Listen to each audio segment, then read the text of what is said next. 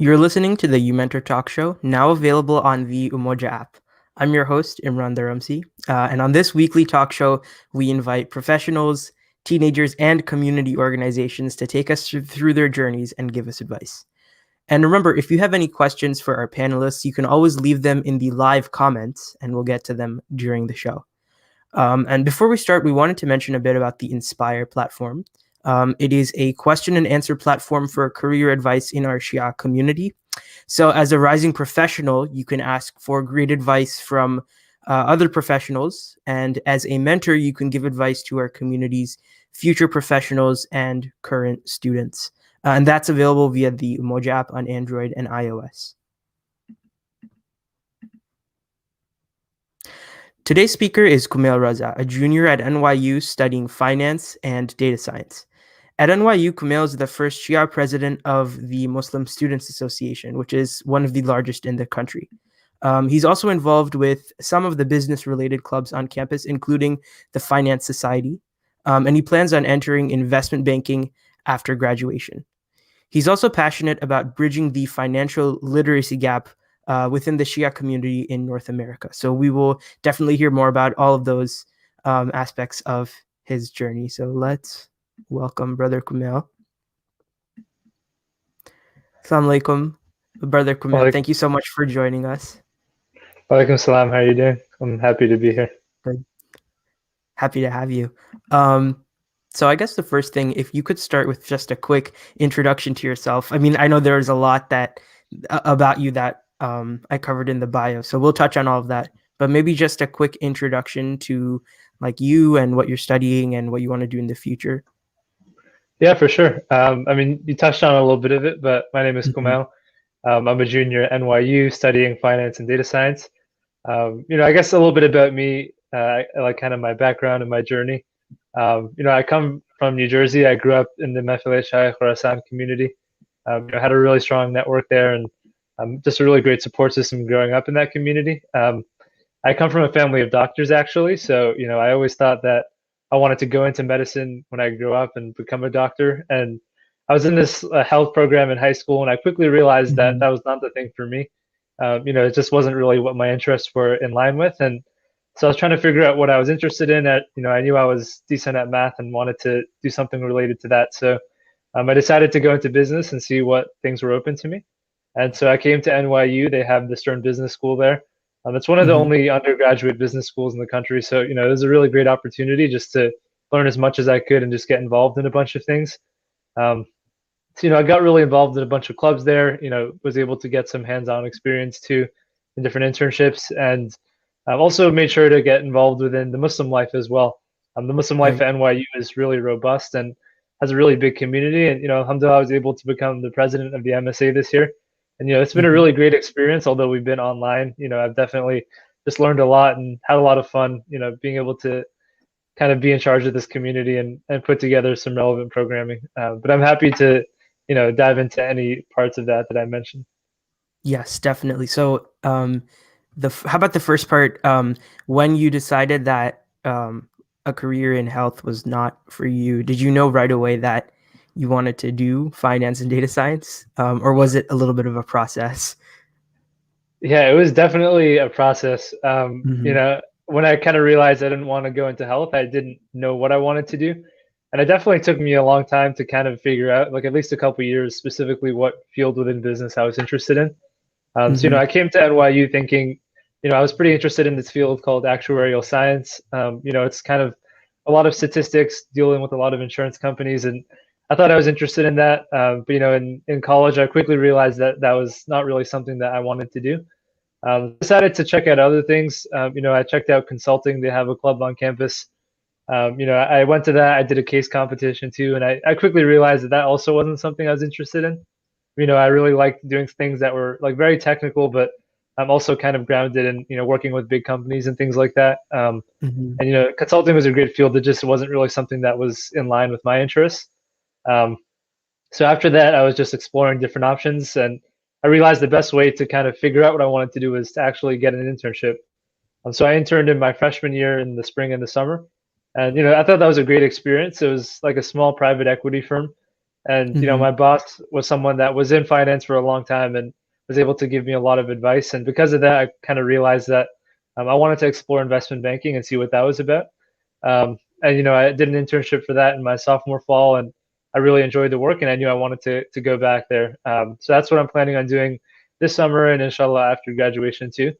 But when it comes to like my major, NYU, the Stern Business School, their finance concentration is very strong, and it gives you a really good foundation. So I knew I wanted to make that one of my concentrations, and then also the data science is something that isn't super relevant to my career specifically, but it was something that I found Okay. very interesting, and I wanted to just explore that from a personal background and have the opportunity to do that. So it's kind of a long journey, but Mm-hmm. I think it was definitely Yeah, it beneficial is. to explore all those different things. So that's like, so first health and then like two other things, and then you kind of settled on what you want to pursue. So how about like, how did you deal with the uncertainty that came with that process? Yeah, I mean, I think uncertainty is, one of those things that most people and definitely myself are kind of very hesitant about. When I was in high Mm-hmm. school, I'd say I was probably more on the introverted side, wasn't super sure or wasn't super confident about kind of exploring different options. But I think, it's important to start to embrace that uncertainty. And, everybody your age is still kind of trying to navigate, whether it's their professional life or just trying to navigate, their place in the world. Everybody has uncertainty and deals with these sort of things. So, I think just starting to get comfortable in that, the best way to do that Yeah. is just putting yourself out there.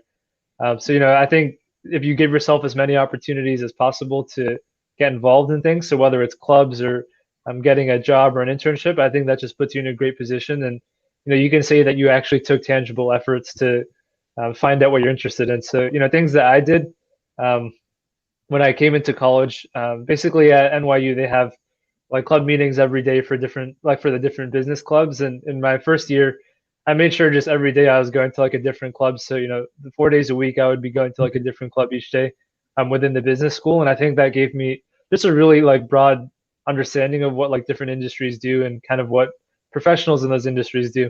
And because of that, like I was able to kind of see what I liked and what I didn't like. And, if I didn't put myself out there, I definitely wouldn't have been able to kind of narrow down what I was interested in. And, eventually, as the months went on, I kind of narrowed down the clubs that I was interested in and eventually settled on a couple that I really enjoyed.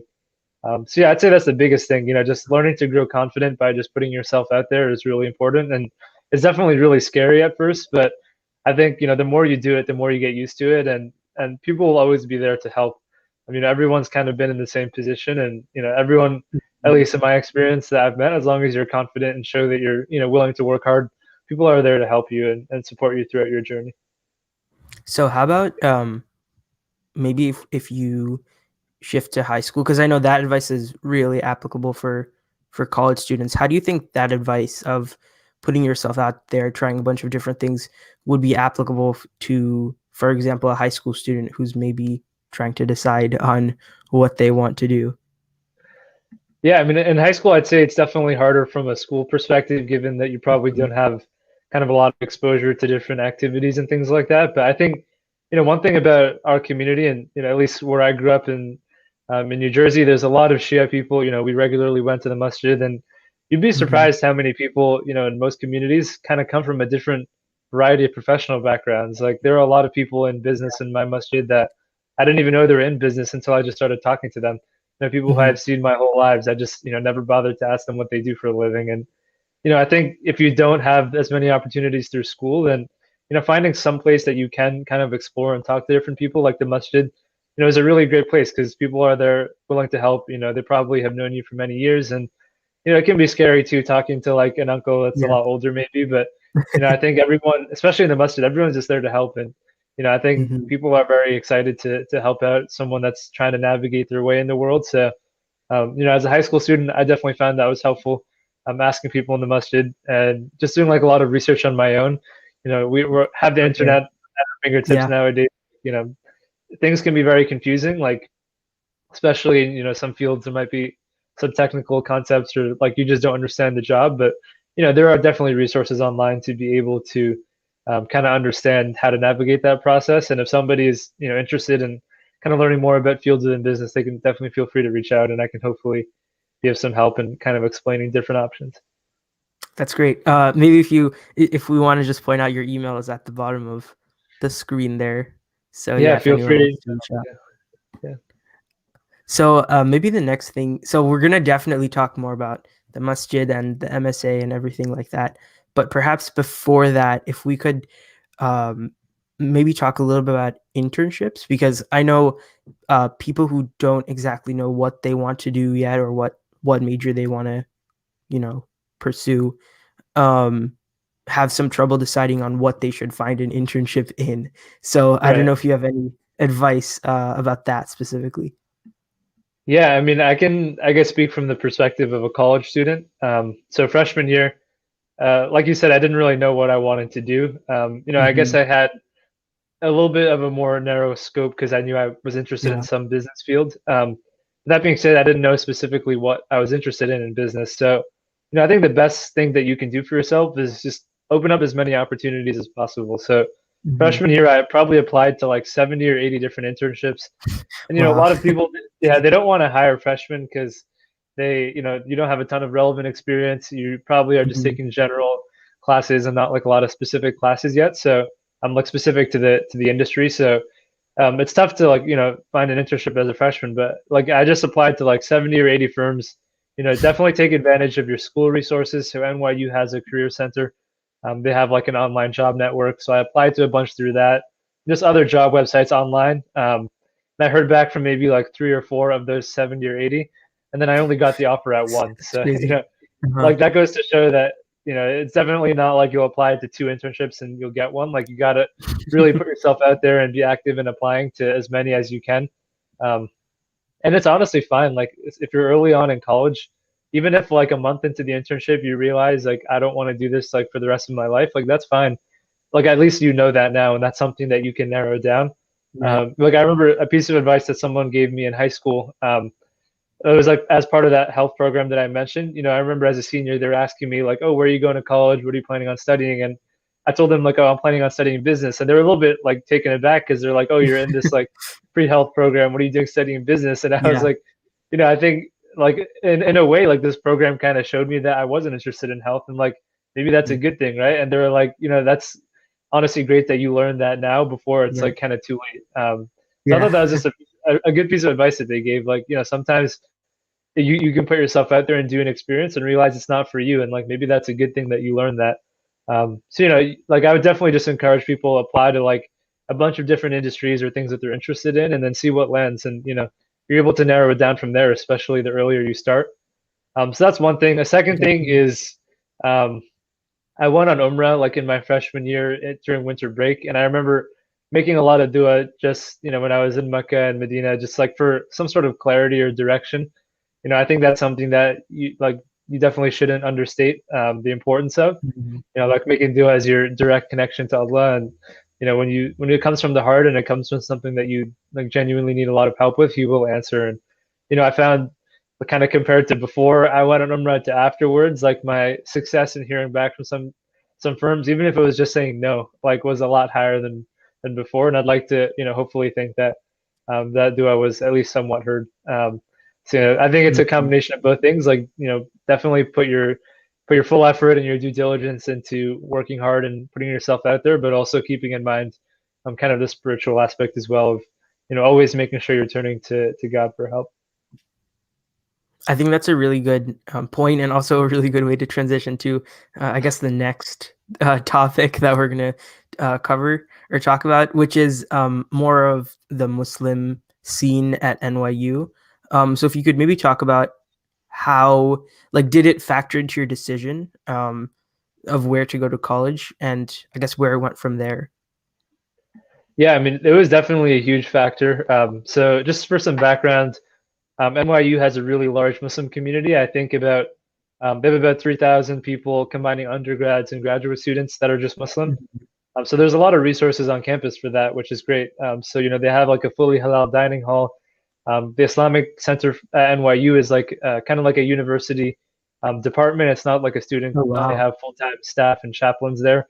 They actually Yeah. have a Shia chaplain there. I think he was like the first ever Shia chaplain in the U.S., Sheikh Fayaz Jaffer. So it's a really great environment just for I think Muslim students generally, and especially for Shia students. You can kind of meet like, the Shia community is obviously a little bit smaller, but you can get to meet people and like just grow in your faith, like with people of your age, which is something I think is very important.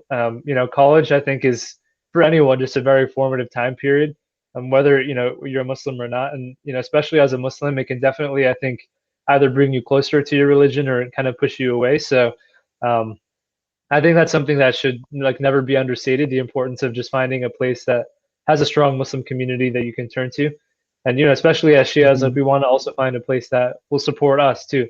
Like I know a lot of people that had gone to MSAs or colleges that just had like a very hostile or anti-Shia Yeah. environment, and that can be very discouraging for people. But I think if you do have a place, and alhamdulillah, I was able to find at NYU that I found my Shia voice being uplifted a lot more than it was suppressed. And that just goes to show like kind of the environment that's there. And there's definitely a huge factor in my decision. And I think like once I kind of heard that I got in, all these pieces started clicking from the business Mhm. school to the Muslim scene.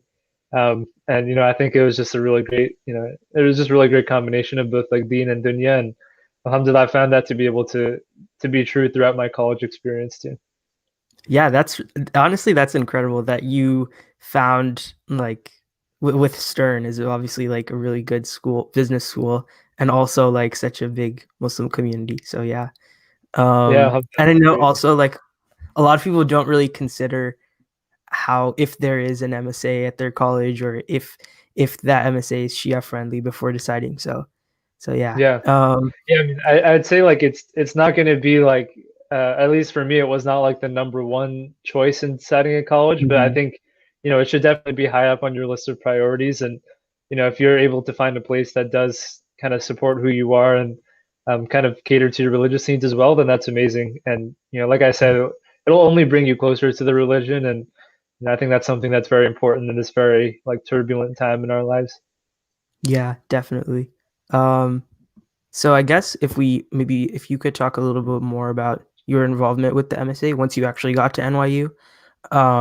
And so now you're president. So if you want to talk about how you started and you became president and what you're doing as president as well. Yeah, for sure. So, when I first came to NYU, I was not super involved in the MSA. I think Hmm. my first couple months, I was just trying to establish myself and like kind of figure out what like I was interested in from like an academic perspective. And towards the end of freshman year, I started to get more involved, and I found that the people were Yeah. just super friendly. I never felt that I was like kind of alienated for being a Shia, and Mhm. having Sheikh Fayaz there was something that was very influential for me too. Just being able to have that resource and support system. So I thought that was something that was great. I had never really been in, spent a lot of time like just like a general mixed Muslim environment, like with both Shia and Sunnis, and Mhm. kind of that being like my first major experience in that, and having it be so supportive was something that was very like empowering for me. And I decided that I wanted to help kind of pave the way for other Shia students as well.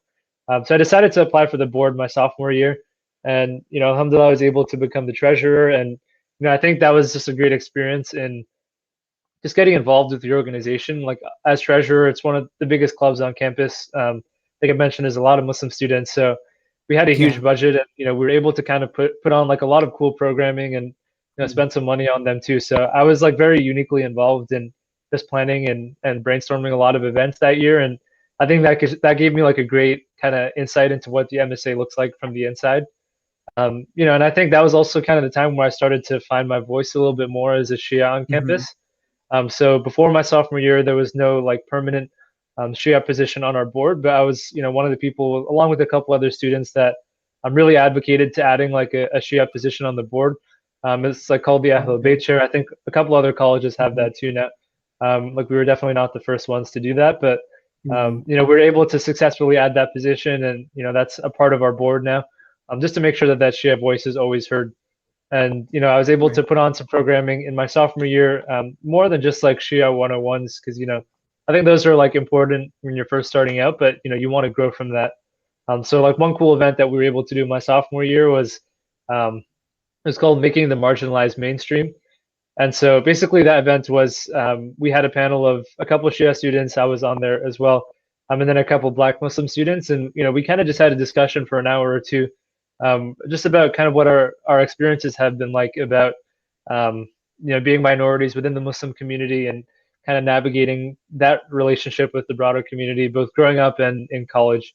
And it was one of those discussions that you just felt the energy in the room, and so many people afterwards, like they came up to us and they were like, "Wow, I didn't know all of these things. Like, thank you for telling us." And Hmm. just found so many people to be more like inspired and attentive to like different needs within the Muslim community, even if it's not just Shias. I think that's something that when you're able to see that impact that you're having is very Right. beautiful.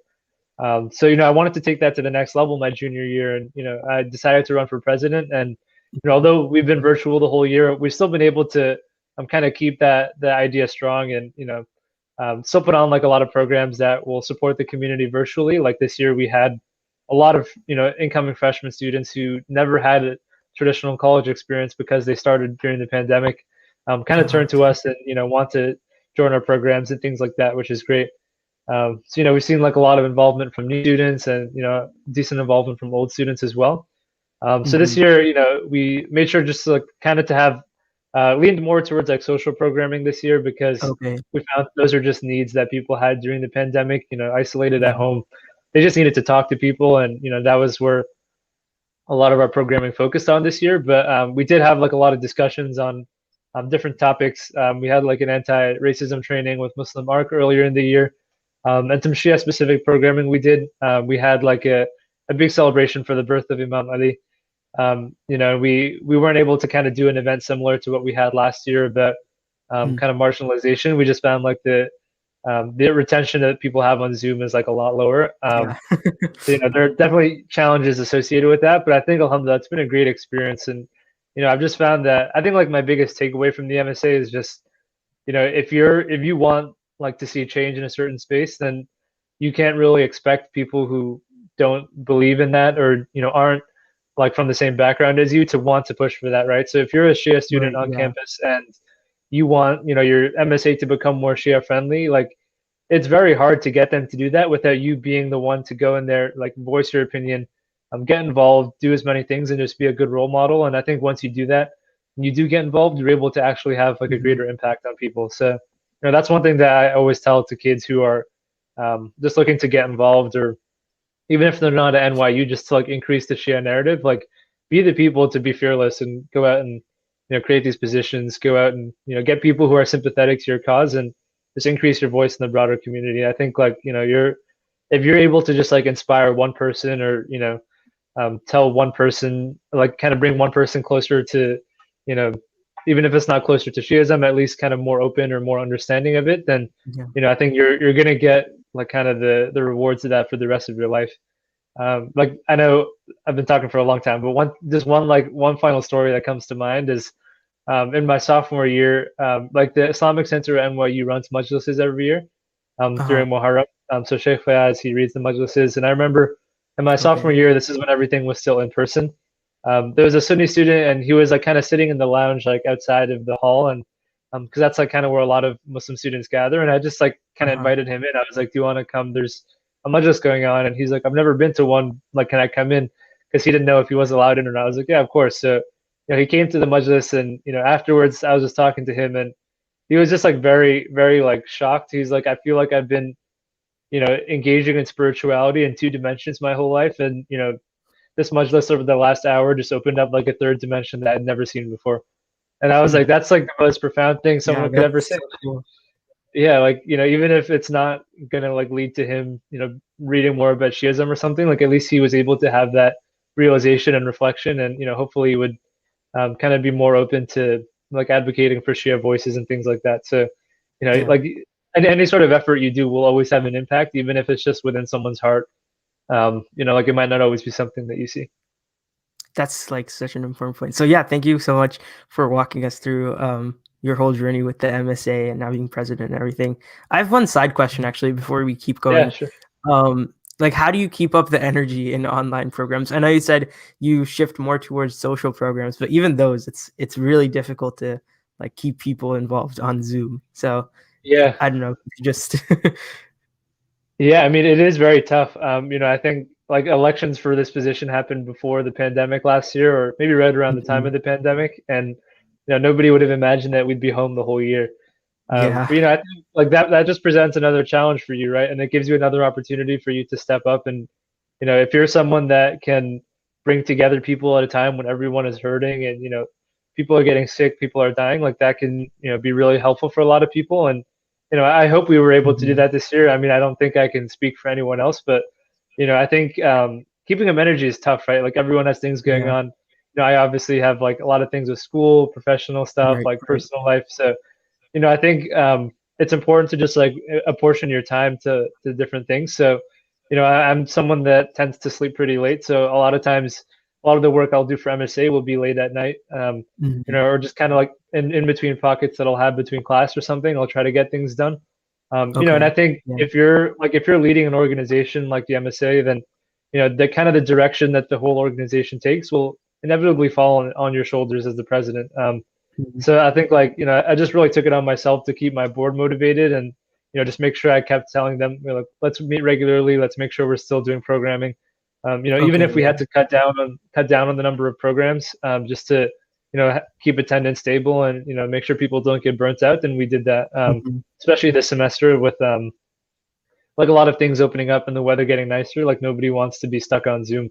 But we cut down the number of programs we had, but made them a little bit more intentional. And I think Okay. Yeah. if you're in that position to lead the group, then you have to make sure you're personally motivated, and your motivation will rub off on kind of your board and eventually on the broader community. So while attendance Mhm. like did take a little bit of a hit this year, I think it's important to like not let that discourage you. Like even if you're have like half of the people that you would have compared to an in-person event, if those people that came still benefited and took something out of it. And a lot of kids told us that, especially like we're electing the board for next year, and in their applications, kids have been writing things like, this year as a freshman student, felt very isolated, but being able to come to events through the MSA was something that was like a highlight of my semester. Yeah. That's something that shows that like what you do is actually impacting people. So I think that also gives you motivation, like when you hear positive feedback. So different things like keeping yourself personally motivated and making sure you're still allotting a certain amount of time every week to it, and just Mhm. making sure you're still getting feedback from people and constantly improving, or just like making sure that what you're doing is still helping people. Thanks for that. So it's just like Yeah, consistent and being intentional, I guess. yeah, for sure. Um, Yeah, yeah. So we have just a few minutes left, but I want to, if you yeah, could quickly touch on the link between religion and what you're pursuing. So perhaps I know you mentioned that you're passionate about increasing financial literacy in the Shia community. So why is it so important to do specifically in this community? What do you think this community has to benefit from that? yeah. I mean, I think it's like part of just like a broader conversation on kind of how we can. I don't want to use the word modernize because I think that has a lot of negative connotations to it. But how we can just make sure that our community is very well equipped, kind of in the Mhm. society that we live in. So within the broader Muslim sphere, like I think being honest, our community can tend to fall behind on different things, whether it's just like being very organized with like kind of nationwide initiatives, or even just like our presence in like higher institutions. So I think like Mhm. this is just one element of that. I've just noticed Okay. growing up that like the Shia community in general kind of has like a lack of awareness on, even if it's like personal financial literacy, but also like as a community. Like if a masjid, for example, is fundraising like event to event or program to program, like that's not a very Mhm. sustainable model. Versus like if a masjid kind of had like a constant income stream, or kind of some like program to have like long lasting initiatives. I think that's something that is a lot Right. more sustainable. So I think this passion of mine is something that's like very early stage. Mm. Like as just like a 20-year-old college student, there hasn't been a whole lot that I could kind of do to bridge that gap. But I definitely see it as like a very important need within our community, and especially as the world around us just gets so much more complex. And for Mhm. example, with the stock market, there's like a billion different things that you can trade on, like different financial instruments, different like asset classes and things like that. So it's important, one, as a community, to know what's permissible and what isn't, because if you're Right. building a community of people that's built on money that was made from haram investments, like that's a huge problem. Mhm. So I think like that's one thing that is a big pain point. And then another thing is just making sure that like everyone is kind of taking advantage of the systems around them. So if we get increased literacy on what is a retirement account, why is it important to have one, what is a Roth IRA, things like that, things that people can actually kind of develop their own personal finance skills and also hopefully like uplift others around them. So that's something that I think is like Yeah. very important. And, I see that as a need, and hopefully, as I kind of progress in my business career, I'm, going to start off in the corporate world, but hopefully one day I'm kind of be able to build something or be a part of some institution where I can help to increase this awareness and literacy, and hopefully, bring our community has so much potential, and alhamdulillah, we Hmm. have so many numbers in America, especially in big cities. Like there is absolutely no reason why, like especially this next generation of people that were born and raised here, like can't be people that actually control institutions. Like we have so many people, smart and talented people in our community that have the potential to just reach the highest of whatever fields they're going into, and you're seeing that already. But Right. I think if we're able to kind of organize our communities effectively, like from a financial perspective, and be able to, whether it's like creating a permanent endowment for a masjid, or creating an organization that will Yeah. help like with microfinance for people in the US that are struggling with it in our community, then I think that that could go so far and just helping our community be better equipped kind of going forward. And hopefully I'll be able to kind of pick up some tools working in business in the next couple of years, and throughout my career to be able to help with that. Yes, inshallah. Um, Yeah. so what is we are unfortunately almost like over time, but that's okay. This has been a great show. What is your final piece of advice for our audience?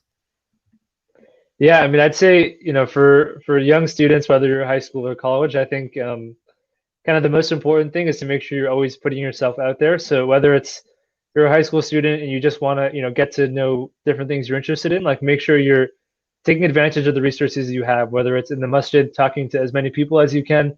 If you have like family members in a certain business or can get some Hmm. experience, like that's great. And you should definitely take advantage of that. And, if you're in college, making sure you're taking advantage of all the resources. Like most colleges will have a career center, a job Yeah. network, different clubs on campus.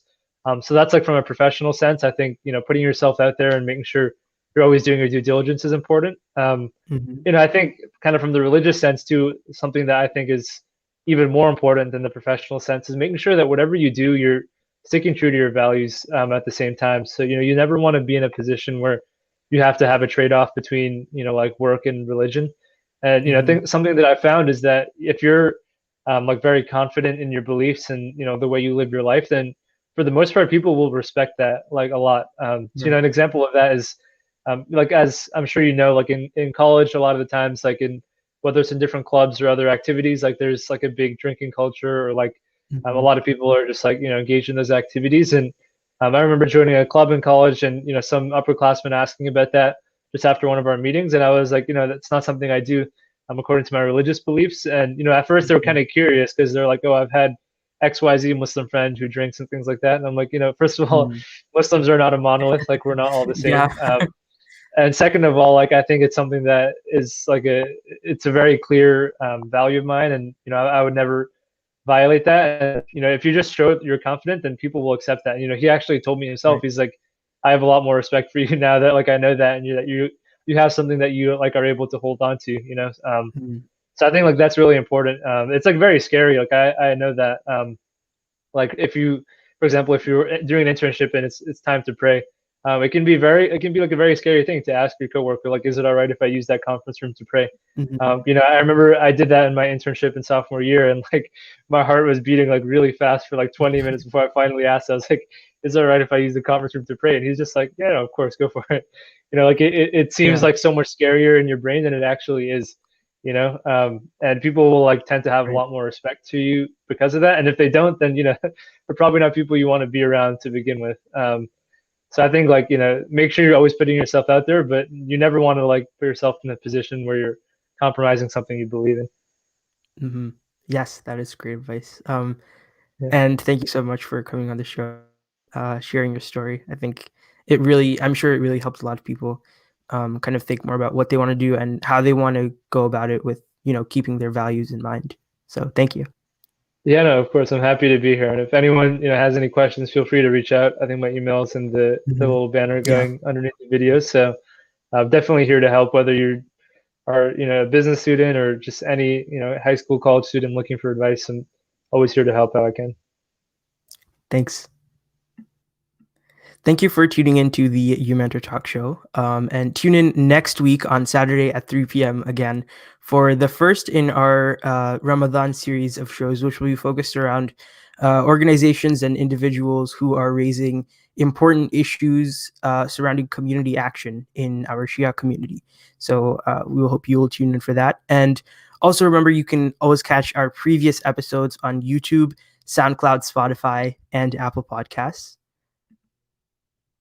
So we hope you will do that, and this podcast will also be up on those platforms later today. Umoja Outreach Foundation, uniting and empowering the Shia community.